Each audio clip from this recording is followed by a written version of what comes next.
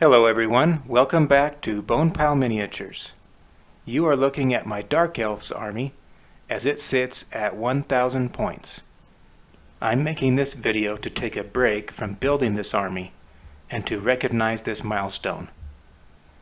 I'd like to invite you to join me in a little tableside chat where I can share with you what and why I've done with this army so far. I've already uploaded a music slideshow for this army, and I recommend that you check that out. But this video is meant to be a casual discussion format. I've already uploaded similar videos to this one about my Bretonnia army, as well as my Tomb King's army and my Dwarves army.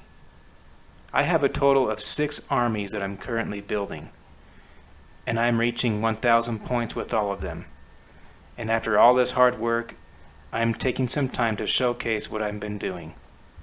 And I will continue to build these armies and provide future updates as I reach milestones down the road.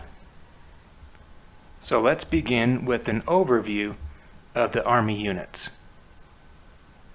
So the lone character up front is the Elf Master, and he is just a generic hero level character. Then on the right column I have a unit of 20 Dark Shards. Behind them are a unit of 20 Bleak Swords. And then behind them there's a unit of 20 Dread Spears. And then on the left column there's a unit of 8 Dark Riders. And then a unit of 5 Harpies. So the color scheme for this army uses 3 shades of olive green: light, medium, and dark olive. And then I use a dark gold and a light bronze color for the metallics. And there's also some splashes of medium gray and black. And then I added a snow theme to the army. And I added the snow theme because I wanted at least one of my armies to have a snowy theme. Because I have lived in many snowy places myself in my life, and I just could not resist. And so I decided to give that element to my Dark Elves. I also had never seen anyone do a snowy theme with Dark Elves, and I thought of a nice backstory that would fit in well with this army. And so I always try to come up with a little backstory to each of my armies to add a little more personal flavor to each of them. And they are usually only a few paragraphs long, and I make them available on my hobby blog at bonepileminiatures.com. And I recommend that you check those out. But the basic idea revolves around the character model, whose name I've given Optimus Callus.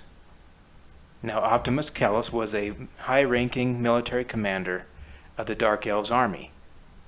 And I don't want to repeat the whole story here, but he has a dishonored reputation, and he has become vengeful and mutinous. And he is building a secret army in the frozen north that he will eventually use to destroy those who have crossed him and eventually wage war against all the world.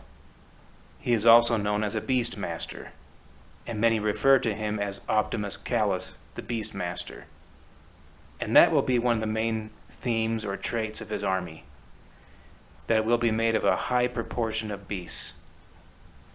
But at these low points levels, the army is still mainly infantry, but that will change and develop as the army grows. Now, the army doesn't really have a unique name. It is just simply Optimus's army. But I recommend that you go ahead and visit my hobby blog to read the whole backstory on Optimus and his army. I think it is worth a few minutes of your time, and I will leave a link to it in the comments below. So the reason why I decided to start building a Dark Elves army was because I wanted an army that had a lot of monsters, and I felt like that was what I was missing in my selection of Warhammer armies between Bretonnia, Tomb Kings, and the Dwarves. So I'm very much looking forward to adding hydras and dragons and anything else I can throw into the mix. But I decided to ease my way into it and build a solid backbone of infantry before I get into the big monsters. And I think this army will have some elements of magic and witchery, but most of the focus will be on the monsters. And so with that, let's take a closer look at each of the units within the army, and we'll start with the character model. So here is the Elf Master. I found this model on the Reaper catalog, and it is a metal model. And if you have watched some of my other videos, you may have noticed by now that the Reaper catalog is one of my go-to places to find character models. And that's because Games Workshop doesn't really have a lot of selection among hero and lord level characters for each army. There's maybe 1 or 2 or 3, but I don't want all of my heroes and lords to look the same. So I bought this model from Reaper because of the awesome pose that he was sculpted with. His cloak flapping in the wind seemed perfect for an elf accustomed to snow and blizzards. And I thought his armor and clothing was a fairly close match to those of the infantry units of the Dark Elves. But I want to note that this is version 1 of Optimus Callus. And as my army grows, Optimus will evolve into more epic models with beastly mounts. And this model will either be repurposed or be a secondary character at that point, or sit in reserve at times. But for now, this is Optimus, and he's just an infantry model on foot, and he only carries a sword. But this is one of my favorite character models I've painted so far. It is very simple, but I do like the way it turned out. He looks very bold and noble, and he's actually quite good looking, but the looks are only deceiving. They conceal a very treacherous heart full of malice and bitterness, and that's often the trouble with elves. And now it may not be Warhammer tradition, but you'll notice that I painted the skin of my Dark Elves a tan color. I took inspiration from the Skyrim video game world, where the Dark Elves have a dark countenance. Now the Dark Elves in Skyrim have an ashy gray skin color, but I decided to use this medium tan color. It's different and I like it. It adds some unique flair to them. But that's all I have for the Elf Master, so from here we'll move on to some of the warriors. And so we'll start with the Bleak Swords. This unit has 20 models with a full command, and they all have swords and shields, the most basic weapon. So Dark Elf infantry units are not very expensive in terms of game points. And so that's why all of my infantry units come in groups of 20, just like these Bleak Swords. Now when it comes to their design, I didn't really do anything unique or special with these guys. There's not any modifications or anything like that. Most of my other armies so far have had simple little additions or modifications that add some uniqueness to the units. And that's because I don't like seeing a bunch of cloned models filling up my ranks within the units. And a lot of times they're really simple, but I think it helps improve the character of the units. But I actually took the opposite approach with my Dark Elf warriors. There's no unique flair here with any of them, except for maybe the champions. It's easy to pick out who the champions are in these units, but that's as far as it goes with individuality. Their cloned look is what's unique about these units, and I think it's a fitting appearance for the Dark Elves. I envision their armies led by cruel, cold-hearted captains and generals, who are quick to punish and discipline their warriors at even the slightest hint of weakness or incompetence. I envision discipline and uniformity to be the hallmarks of these treacherous battalions. And so that's how I've assembled and painted all of my infantry warrior units. Some of my more special and advanced units may show some individual flair, but not so for these regular troops. It's hard to tell them apart from one another. And so that's been my approach with these infantry warriors. The fact that they all look the same is what makes them unique. It's kind of a paradoxical statement, but I like it. Now before I move on to my next unit, I should talk about the bases for this army. And they are a very simple gray painted base with gray gravel and then some snow. And like I've said in some previous videos, I don't like to get really elaborate with my bases, but they do represent the snowy, rocky environment of their homeland. And then I also make all of my own movement trays, which are also magnetic, and all the bases of the models are also magnetic. I have some tutorials on my hobby blog if you are interested in to see how I do that. You can look for those at my hobby blog, which is bonepileminiatures.com, and look under the Forge tab. So next let's move to the Dread Spears. They are another unit of basic infantry warriors, and they look almost identical to the Bleak Swords, except they have spears instead of the swords. And this is another unit of 20 with a full command. Now once again, the warriors of this unit look very similar to each other. Nobody really stands out. They aren't really clones, but they are just very disciplined in uniform. Their captains have no interest in individuality. They are enlisted for one purpose, and exact execution of their duties is expected. The captains also view these warriors as expendable, and place little value on their own men, except for any advantages in numbers they can command over their foes. And now I would like to take a moment to describe the banners that I've been making for this army. So instead of using the standard emblem stickers that come in the model kits, I wanted to make my own. And so I wanted something to represent Optimus Callus the Beastmaster. And I'm terrible at painting freehand, but I can draw okay. And so what I did is I drew this claw symbol and then scanned it into my computer, and from there I touched it up a bit in Adobe Illustrator, and then I copied them across an entire page, and I made a variety of sizes and then printed the page on a page of wet transfer decal paper. And I really like that approach because the background of each image ends up being clear or see-through, and the intended image is all that is visible, at least for the most part. And if you look closely, you can see the clear part of the sticker, but that's to be expected with any clear sticker. But I also like it because it is a custom sticker. Nobody else has a symbol like this for their Dark Elf army, at least in sticker form. And as my army grows, I can print as many of these pages as I need to. And that's one of the main reasons why I like my process and how I make my stickers, is I can make as many as I need, and they all look the same, if that's what I'm after. And so my next unit of basic warriors in this army is these Dark Shards. And this is another unit of 20.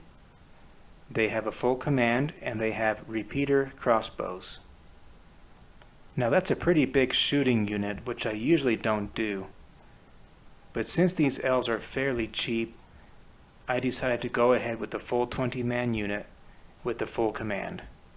I typically like smaller units of shooters like 10 or 15, but I'm curious to see how this larger unit will perform in battle and compare with my other smaller units in other armies. And once again, I did not do anything special with these models, except that I made their banner a little different than the other banners in the warrior units. So I added this beastly looking eye in the banner, in addition to the normal claw. I think I also printed this eye on decal paper from a drawing, and I think it looks great with the claw. And then adding the snow and the frost, I like how this banner turned out. It's very fitting for Optimus Callus, the Beastmaster. And so that's the only thing different or unique about this unit. Otherwise, they all look the same as each other. Except for the champion, I guess. I did give him a little flip-up face shield to his helmet. But they are ready to release a hailstorm of crossbow bolts on their enemies. And so with that, I have 3 units of 20 models of infantry, which is impressive, and it helps make my Dark Elves the largest army in my collection thus far. But that's not the end, there's more. Next, let's look at my Harpies. And this is just a small unit of 5 Harpies. These models come from the Avatars of War brand, and this kit allows you to assemble 10 models, but I've completed just 5 of them so far. Now when it comes to Harpies, there's quite a few choices in Harpy models and brands out there. And my Harpy preference really depends upon the army for which they are intended for. Different artists have taken different approaches in sculpting their appearance. And as such, I think some sculpts look better for certain armies. Some Harpy models look more like they fit in with a vampire army because they look more like bats. And others look great with beastmen, I think. But I like these models when it comes to the Dark Elves. And for the Dark Elf Harpies, I don't want them to look like bats or humans. I like these ones because they look like they are beasts or little monsters. And that fits in well with my army theme, which is with Optimus Callus the Beastmaster. But they do have a little bit of a basic human form. But of all the sculpts I've seen, I like these ones the best for the Dark Elves. Now I don't know if my kit came incomplete, but it did not come with a way to mount the models to their bases or even any bases. And so I bought the kit secondhand, and it did look like it had been opened. And I assume the previous owner lost the stands, or maybe they just didn't come with them originally. But either way, I had to create my own stands. Now I didn't think that was too big of a deal, and I ended up just using toothpicks to hold them up. I tried to use the toothpicks because I wanted something very low profile. But in retrospect, I maybe would have liked to use something even smaller than a toothpick. The toothpicks are nice and rigid, but when you put them up next to the models, all of a sudden they look a lot bigger than they used to look. And I maybe would have liked to have used something even smaller than a toothpick. Maybe some kind of a rigid wire or thin metal rod. When I make the next 5, I'll see if I can find something even smaller, but the toothpicks are okay, but I think they turned out a little larger than I was expecting in comparison to the models. Now one of the fun things about this kit is all the different dynamic poses that the models have been given. And because of all the variety with these models, I did not do any modifications to these either. But I did make the tray a little different. Since this unit is a skirmisher's unit, I added the spacers in between each model of the flank. And that's done to make sure that I give them enough space for the skirmisher's formation. I'm not sure if that's the way I'm going to do it all the time, but those spacers will prevent me from squeezing them together when they're ready for close combat. So I'm still getting a feel for whether I like that approach or not. But I did have a little bit of fun with the tray, adding a skull and a spear as decorations to it. This unit can take a unit champion, but they cannot have a standard or a musician. So that makes them very easy to assemble and paint. But that's all I have to say about these Harpies. They're pretty fun, and they're the first beasts that I've added to my Beastmaster's army. But there are more beasts that are a part of this army.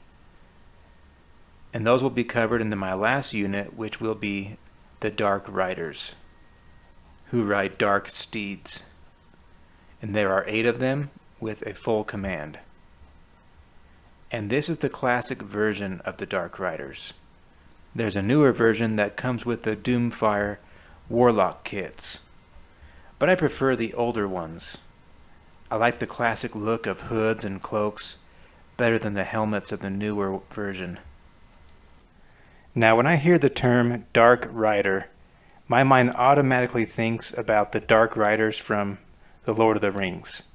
They're pretty much, at this point, a cultural reference. And so I use those characters as a reference in what Dark Riders should look like. And so that's why I like these cloaked and hooded models, even though this is Warhammer and not the Lord of the Rings. So when I painted them, I wanted to give them the same dark appearance. The horses are dark too. I don't have them all black, but mostly dark, including dark brown and dark gray. And even when I used the olive green army colors on this unit, I omitted the light olive green and stuck with the darker tones. And I also used a lot of black. And so I think they fit the description pretty well of being dark riders. Now this happens to be the most recent unit that I've made for this army. And I ended up liking this unit so much that I almost decided to have Optimus Callus join this unit on a Dark Stallion.